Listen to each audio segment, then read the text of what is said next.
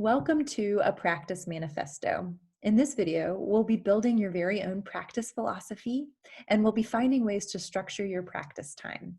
Before moving on, pause this video and grab a journal and a pen. When we're building a practice manifesto, we need to ask ourselves two questions. Why do singers practice, and how do singers practice? Let's first talk about why singers practice. So the answer can vary depending on the singer and the season of life that they're in. Some singers practice just because they want to improve or grow. Some practice because they have a performance to prepare for. Some singers just love singing and making music or telling stories. Some singers practice because they feel responsible for a gift that they've been given, or they desire to use music to serve and help people.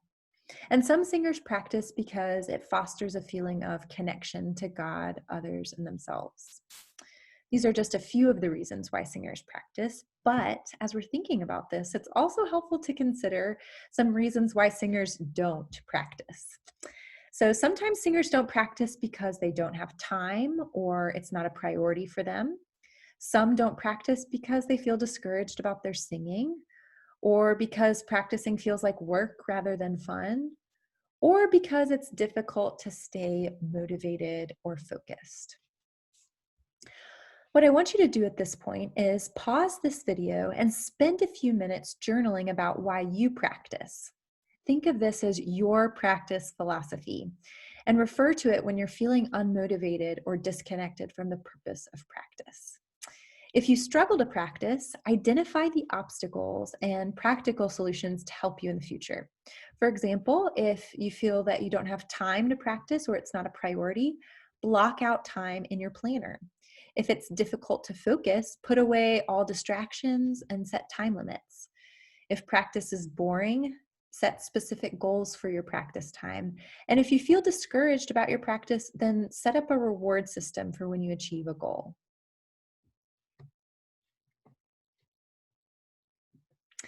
Now that we've created a practice philosophy, it's important to create a practice structure. So this is when we ask how singers practice. Now, before we talk about how we actually want to structure practice time, I want to encourage you to think about your practice sessions as habits that you're forming for your performance. In singing, we really are creating habits every day. So it's less about practice makes perfect and more about practice makes permanent. You're building permanent habits during your practice time. And this is particularly important for singers because we really have a limited amount of vocal energy that we can spend. So our practice time needs to be mindful and efficient so we're not wasting that limited resource. So what's going to help you achieve mindful and efficient practice time is to set goals for yourself. Now, there's lots of information about goal setting, but I want to encourage you to think about your goals being SMART, or smart, measurable, attainable, realistic, and time-based. So when you're setting goals for your practice time, make sure that they check off that list of 5 categories. Now, let's talk about how we're structuring our practice time. So when we're singing, we can have singing practice or we can have non-singing practice. So quickly, non-singing practice is kind of reserved for times when you're feeling vocally tired and you've had several rehearsals that day and you really don't have much more vocal energy to spend, or maybe you're feeling sick or you're having some allergy issues. So non-singing practice time can include listening to singers, professional singers, text work or diction work, playing your piece on the piano, studying the background of your piece, and studying repertoire like French melody or contemporary musical theater. Now, singing practice can be structured in 4 categories. We always want to start with a warm-up to warm up our brain, our body, our breath, and our voice. Then we want to apply the technique that we're working on in our voice lessons to repertoire. We want to polish familiar repertoire and implement dramatic or storytelling choices in repertoire.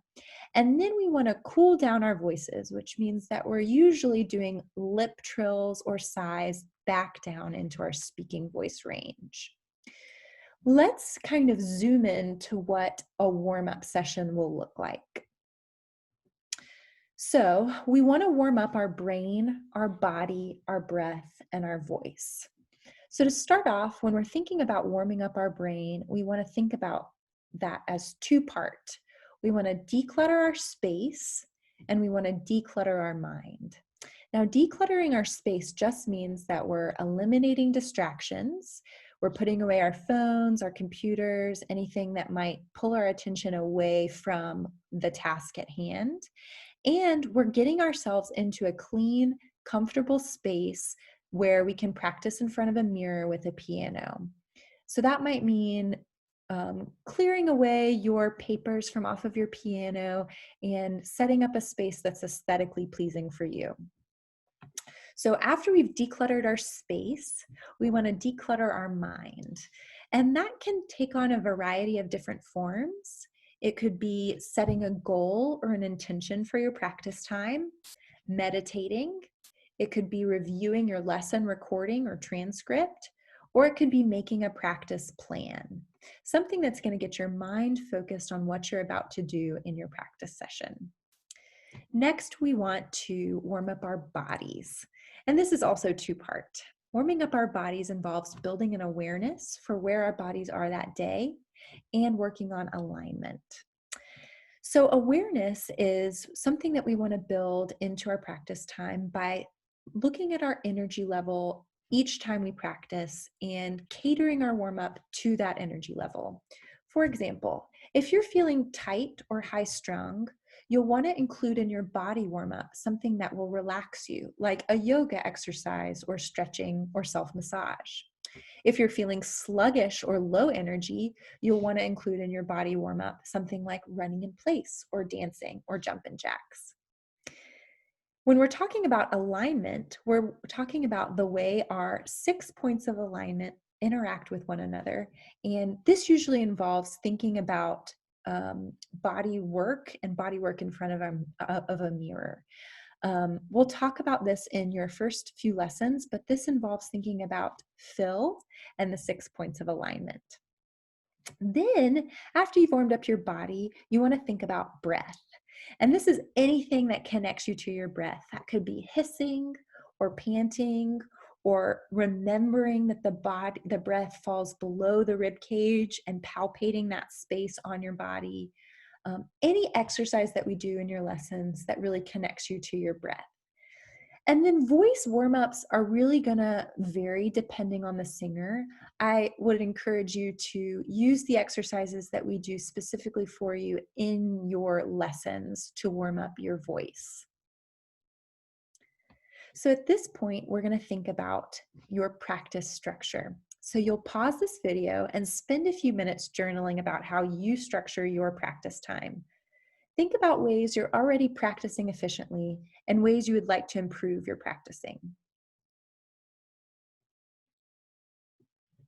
If you'd like to learn more about practice habits, I would encourage you to research The Bulletproof Musician, in particular his article, 8 Practice Hacks, Willpower by Baumeister and Turney.